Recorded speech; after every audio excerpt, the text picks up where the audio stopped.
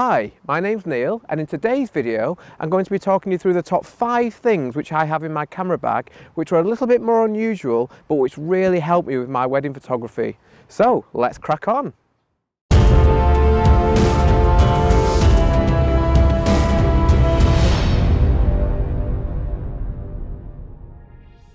Now what this list is not going to include are things which I'm assuming everyone does have as wedding photographers in your bag already. So I'm not going to be talking about cameras, flashes, triggers, any modifiers, memory card, batteries. They're all fairly obvious. What I'm going to be talking about are things which you maybe haven't thought about having in your camera bag, but which can be really invaluable on a wedding day. So the first thing on my list is this, which is called a loupe. Now, if you're shooting mirrorless, you don't really have a need for a loupe, but when I was using my DSLRs all the time for weddings, which I was doing up until just a couple of months ago before I switched to Sony, this was absolutely integral to me and the way that I work. It has a few different advantages I've found on a wedding day, and I'll talk you through each one now, but it's once you start using these, I absolutely, in my opinion, absolutely promise you that you will just wonder how you did without one. So the main advantage of using a loupe is that you can look at the back of your screen with no reflection. So if I'm going to try and look at the back of my camera here in bright sunlight, it's very difficult sometimes to judge whether the exposure is correct, because we've got all this natural light coming and hitting the camera screen, and it's just making it difficult to see if our exposure is where we want it to be.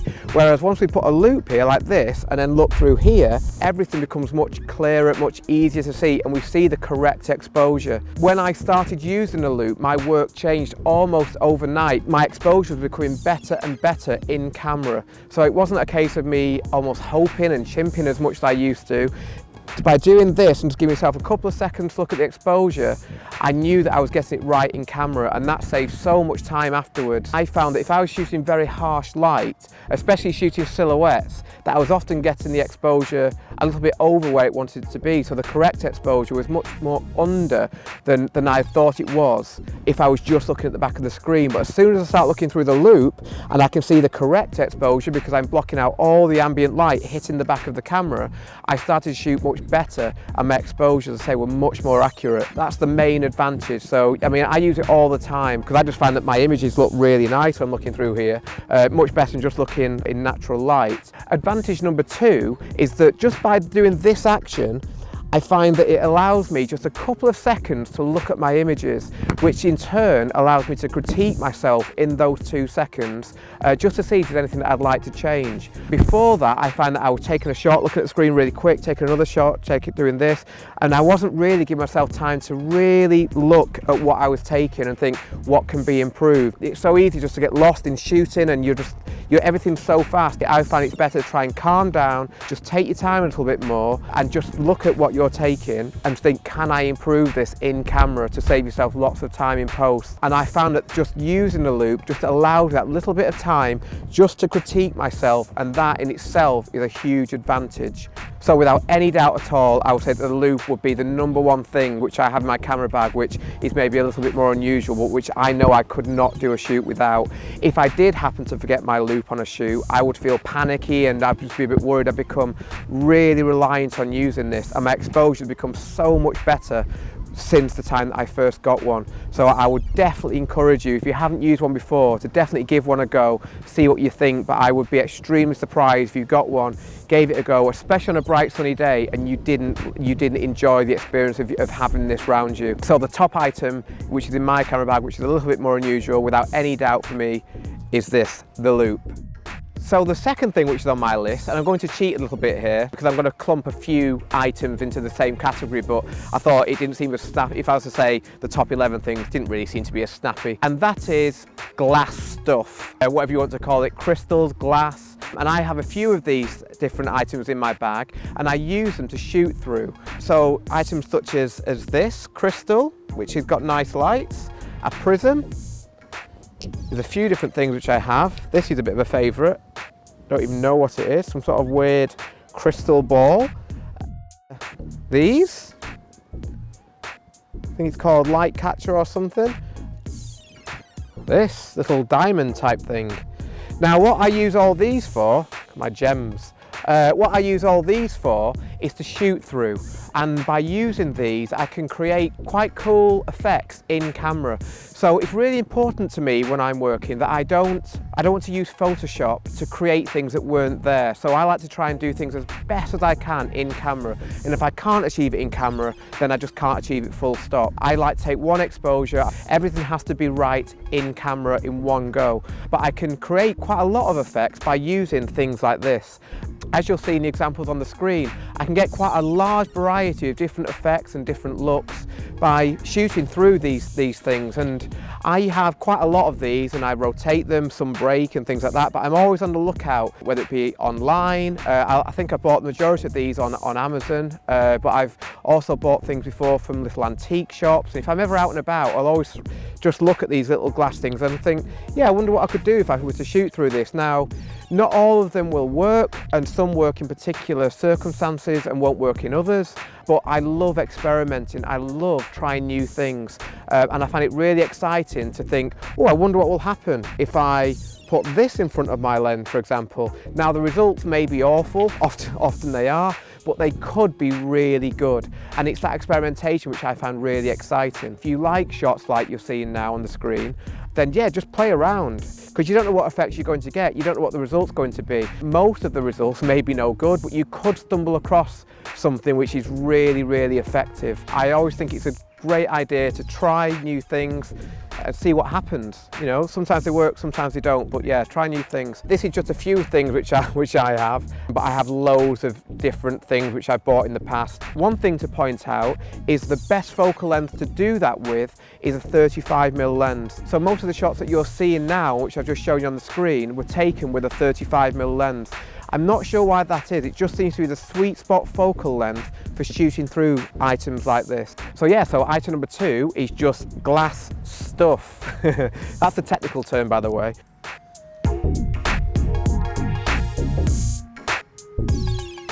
Okay, so item number 3 is probably the cheapest thing you'll find in my camera bag, but could equally save me the most money, and that is these expensive looking freezer bags.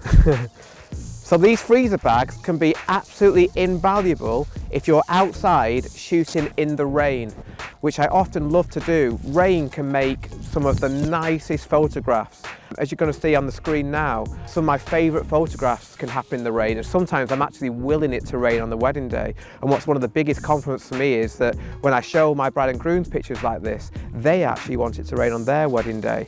Speed lights don't tend to like getting wet, I've found, but by using something like this, if I just something I prepared earlier, put the flash here and it's raining now, then literally just by putting freezer bag over the top, we're going to keep this flash from getting wet, and that could save you hundreds of pounds. So sometimes I'll use more than one bag to make sure that the flash is definitely going to be dry. The good thing about a freezer bag is that they're quite transparent, or these particular ones are, so you want to keep your eye out for transparent bags, because the more, obviously, the less transparent the bags are, the more that the light might struggle to get through them. So transparent freezer bags can be absolutely brilliant. I've just bought mine from the local supermarket, probably hundreds in here, and they can just be a real lifesaver.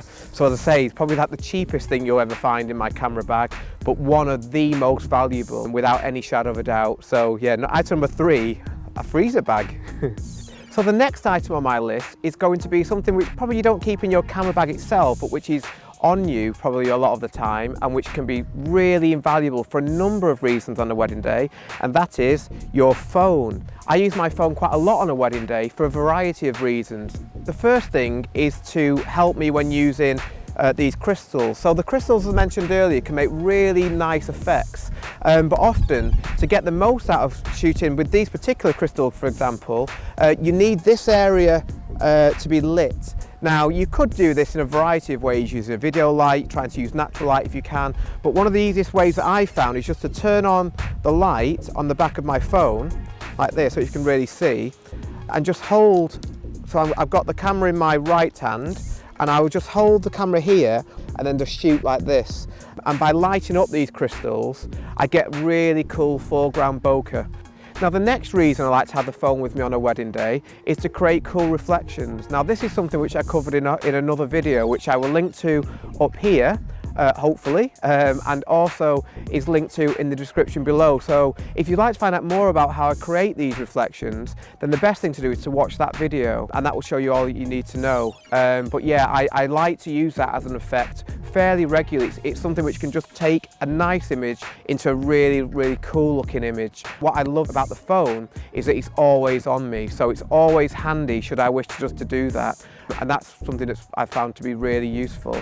Another great thing about having your phone is apps. Now there are a few different apps. I'm not going to go into lots of details, but I'm going to talk about my favourite, and that is called Sun Scout. Now what Sun Scout does is it allows you to see where the sun is going to be at any one particular time in the day, and I find that to be really useful, especially on a wedding day. Now I absolutely love taking photographs at sunset time. I find that that is the best time of the day in golden hour to take bride and groom portraits. The light can be absolutely beautiful, and it's the most flattering light. It's just warm light, and it's beautiful for portraits. So it's really important to me, if we get nice light on a wedding day, especially in the evening, that we try and maximize that light. We can find out the sunset time really easily just by looking online. The problem is that sunset time is referring to when the sun goes down on the horizon.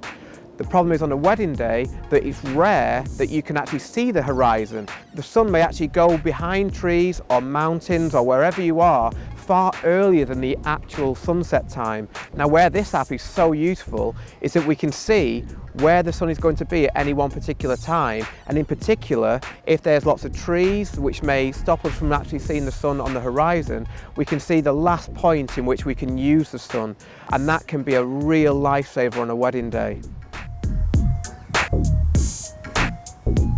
Now the final thing on my list of unusual items which I have in my camera bag, which are really useful, is this, which is called a bungee cord.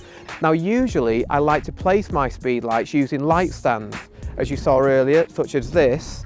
The problem is sometimes, due to lack of space, I'm not able to use these light stands, and if that's the case, then this is where these cords can come in so useful, because what they allow me to do, let's grab my speed light, they can allow me, by just tying up the speed light, they can allow me to position this speed light and to hang it in various places which beforehand may have been inaccessible. So I'm going to put the flash on here, which obviously otherwise would be, it means that the flash is going to be really precarious if you don't use the cord. So all we do, just literally put this over here, like that, really straightforward. Now I put the flash through here, and then I just normally just twist it again, just like this, put that around the flash head. I put one here as well, and that flash is now going to be really secure. Whatever comes or goes, that's not going to go anywhere. So it's a really easy way of putting a flash somewhere which previously may have been inaccessible, and it also means that we haven't got a light stand. No one's going to kick this stand over, and it's going to be really safe there. So these cords can be absolutely brilliant. So that's it. I hope you've enjoyed this video and found it useful. The top 5 things which I have in my camera bag, which are a little bit more unusual, but which really do help me out on a wedding day. I'd love to hear from you and see what you think. And also, if there's anything which you have in your camera bag which really helps you out, please let me know in the comment section. I'd love to find out and see if there's anything that I'm missing and which I could add to my bag. If you have enjoyed this video, I'd really appreciate it if you could please leave a like and subscribe to my channel. That would be amazing. I plan on doing lots more videos like this in the future. So thank you very much for watching, and I'll see you next time. I'm just going to leave you one thing which I didn't include in the list, but which can be quite cool, especially for winter weddings, and that's snow in a can. See you next time. Jingle bells, jingle all the way. Oh, what fun it is to ride. Thank you for watching.